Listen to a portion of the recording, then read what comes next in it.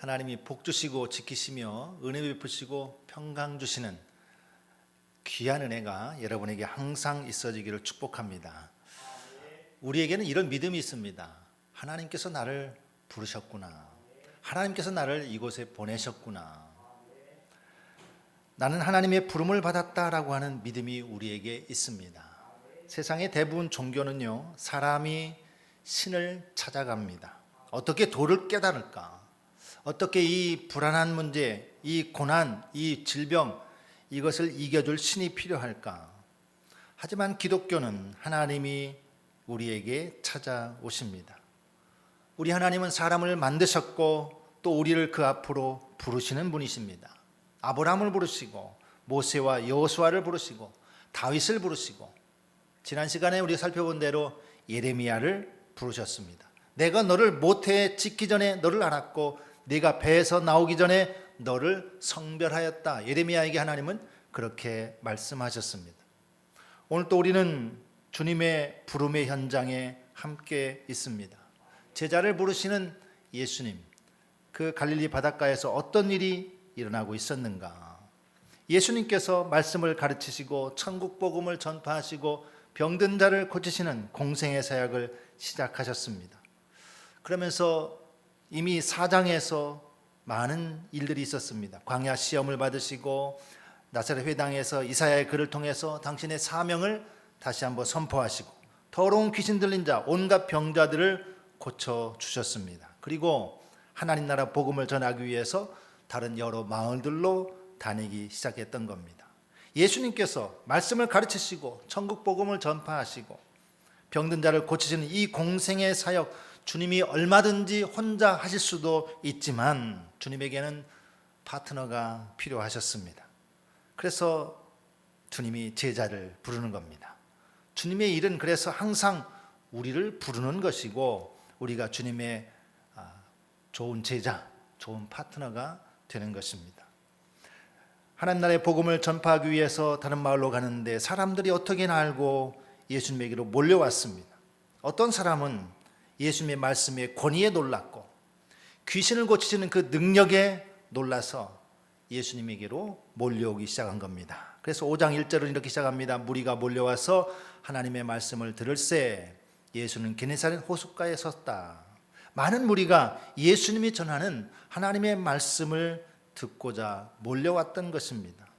물론 모든 사람이 다 그런 건 아닙니다. 많은 무리가 몰려왔지만 그 자리에 상관없던 사람들, 시몬, 야고보, 요한 이런 몇몇 사람들은 오늘 나에게 맡겨진 일이 있기 때문에 오늘 내가 먹고 사는 일이 중요하기 때문에 그들은 그물질하는 자리에 있었습니다.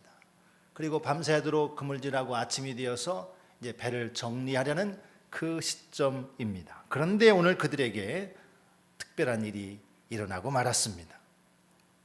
사람들이 더 많이 몰려오니까 이제 해변가에서 가르치시던 예수님께서 좀 더 효과적으로 청중들에게 설교하시려고 이제 배를 타고 호숫가에 띄우면 저 호숫가에서 예수님 설교하고 이 해변가에서 사람들은 듣습니다.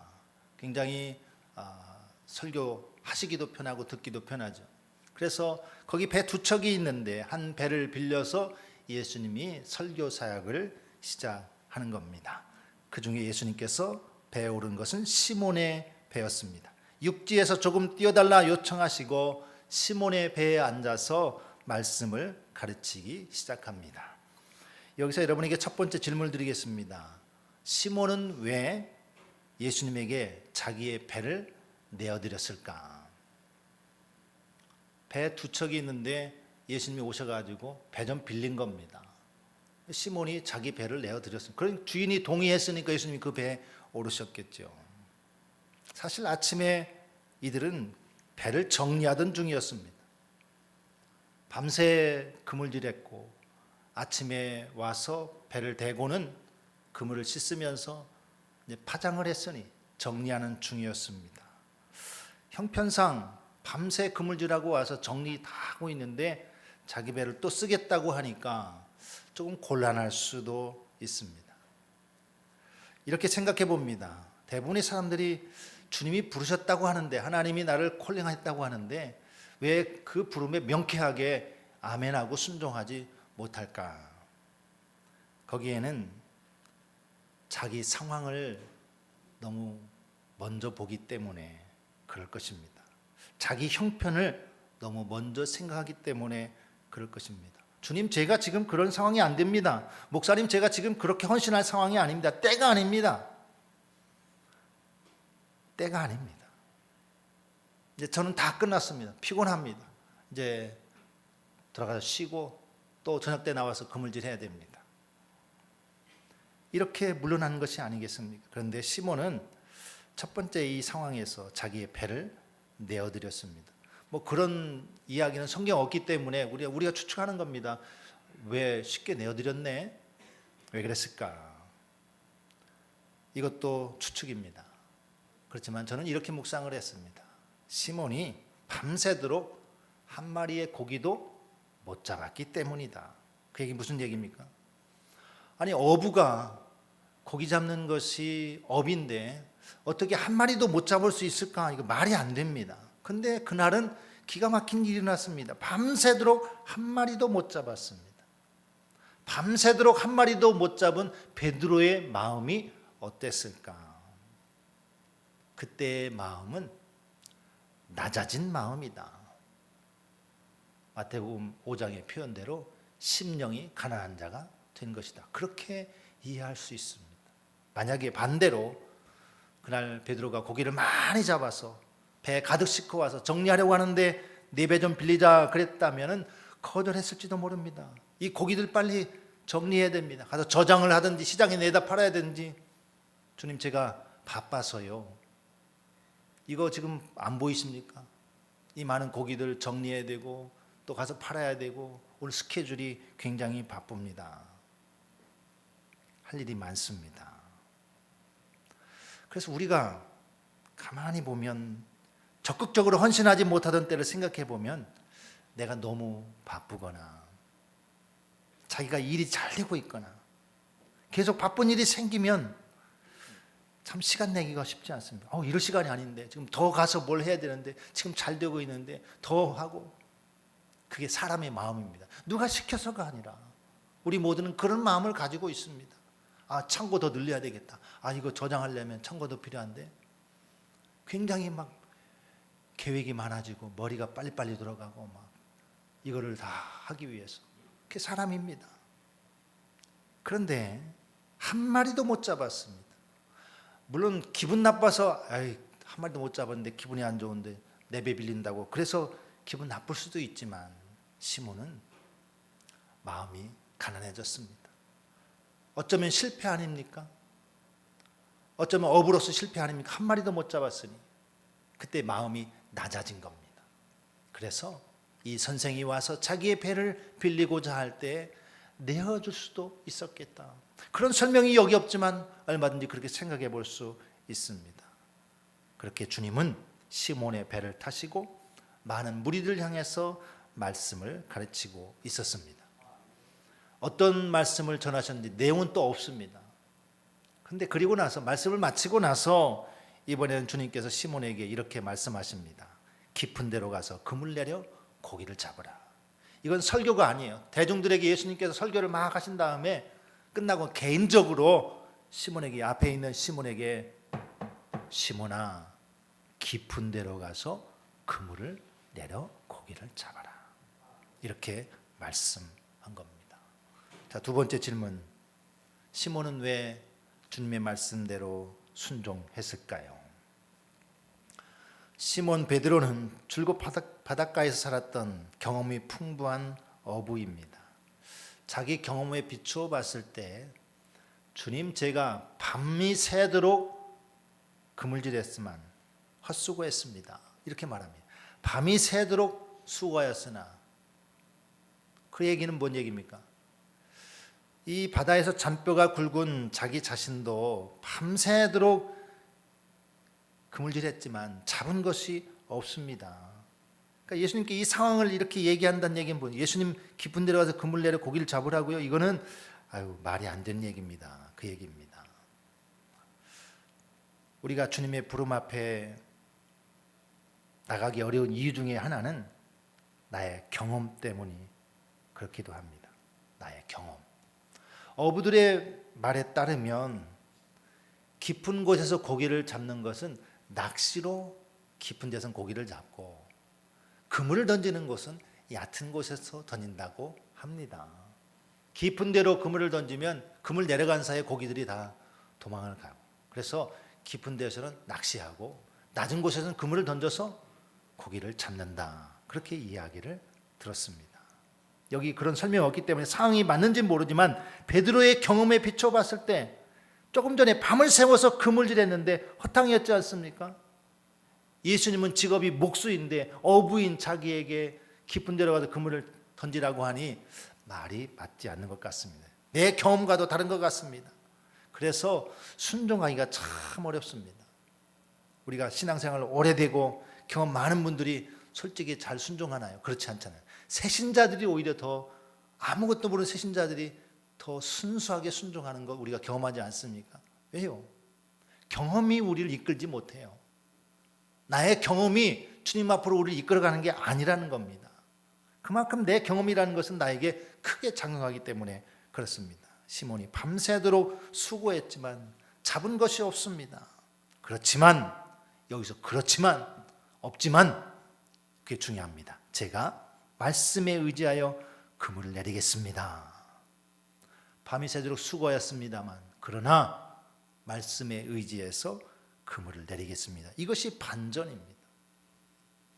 사실 시몬은 자기 배를 내어드렸지만 애초에 예수님 말씀 듣는 자리에 있진 않았습니다. 그때는 그물질하고 나와서 그물을 씻고 있던 때, 이미 청중들은 몰려와서 이 호숫가에서 예수님의 설교를 듣고 있는 때, 예수님의 설교의 현장에 처음에 시몬은 있지 않았습니다.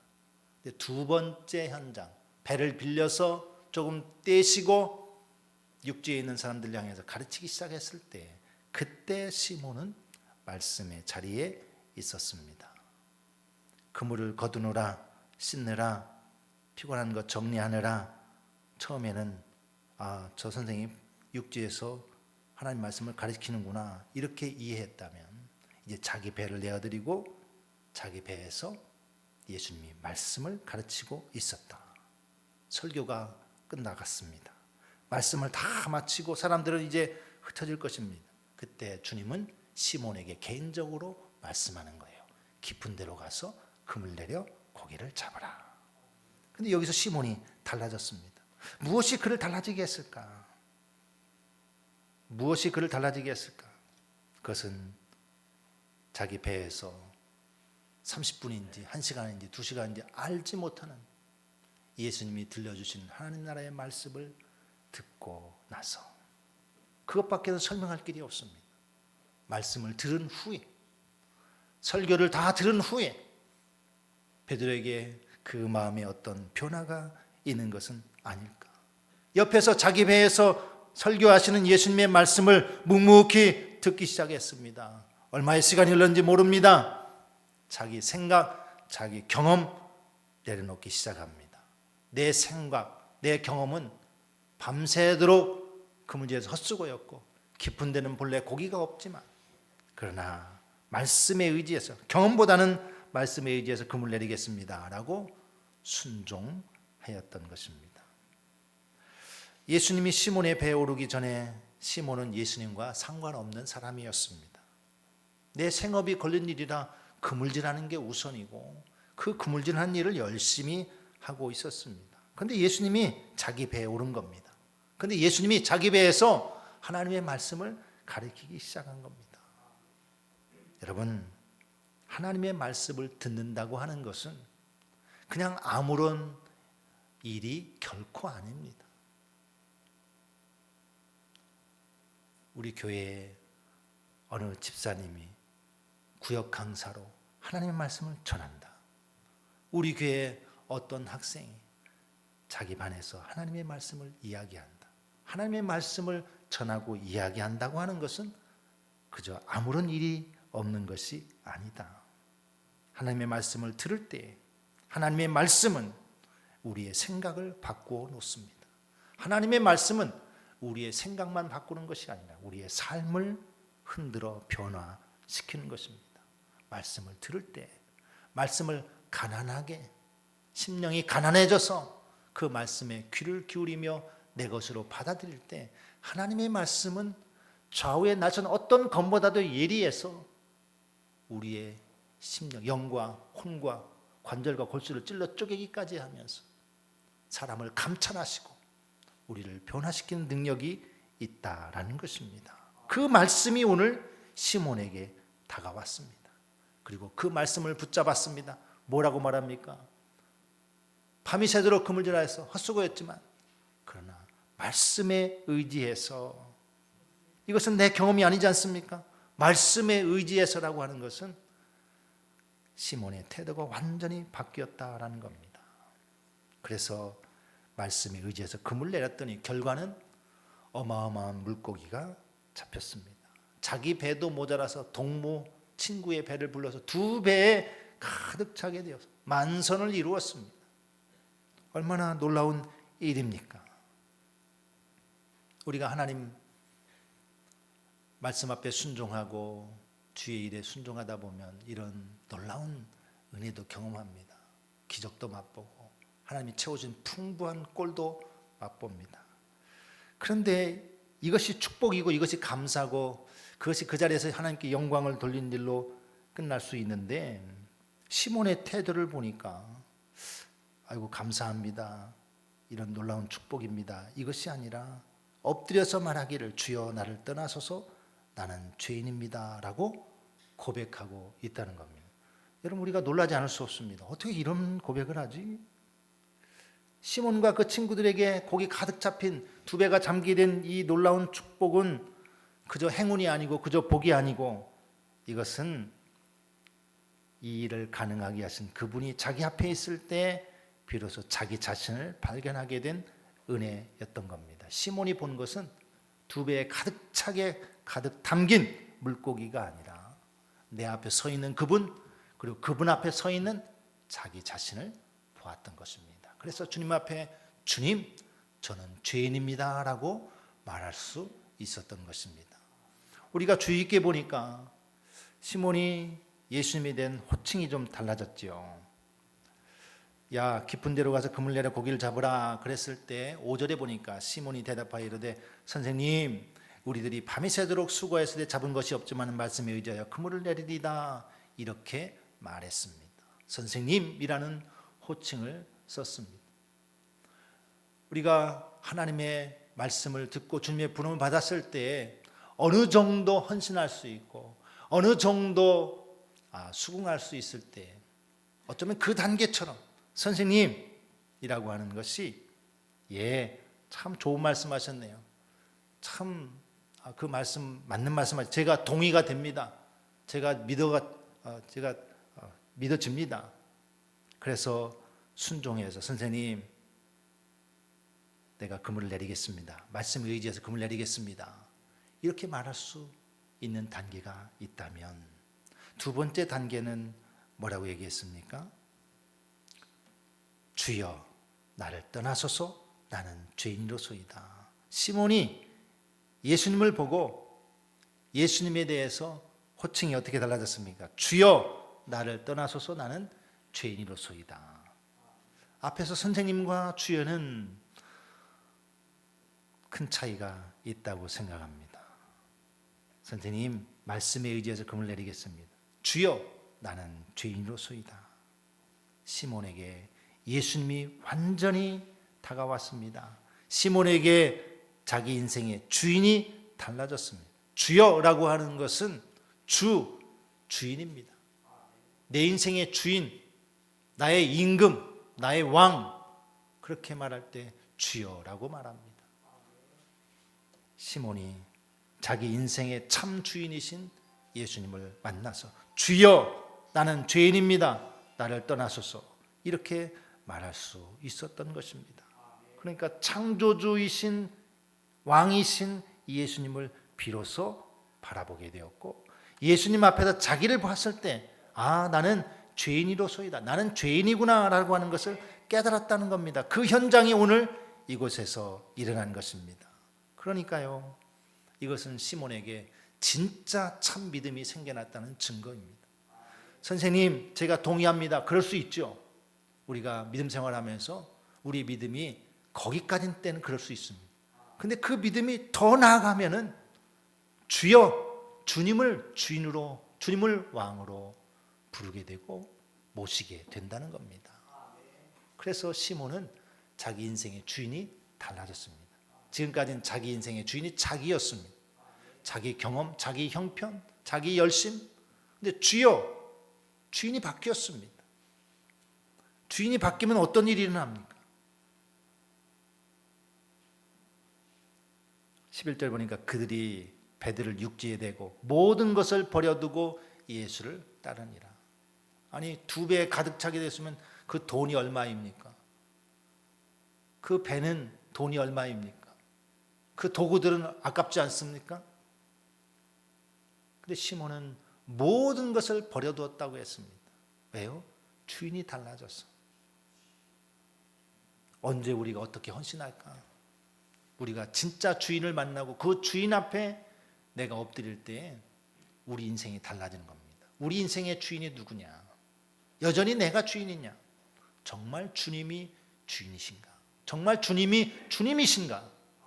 이 고백에 따라서 우리 인생이 어마어마하게 달라진다.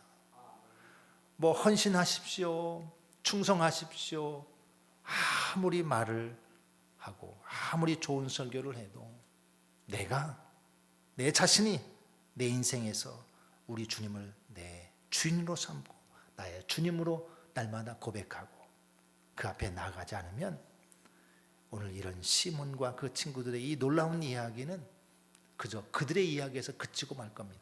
내 얘기가 되지 못한다는 거예요.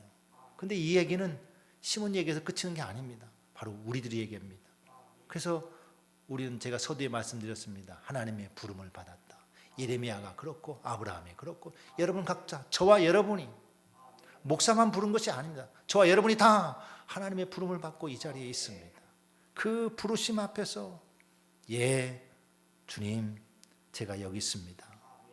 그래서 모든 것을 다 내려놓고 예수님을 따르는, 이제는 더 이상 고기를 낚는 어부가 아니라 사람을 취하는, 하나님 나라의 백성 삼는, 사람을 다루는 이 귀한 일꾼으로 부름받은 것에 대해서 그들은 이런 놀라운 변화를 보였다. 이 이야기가 베드로, 시몬의 이야기에서 끝나는 것이 아니라 저와 여러분의 이야기가 된다는 사실을 믿으시기를 예수님의 이름으로 축원합니다.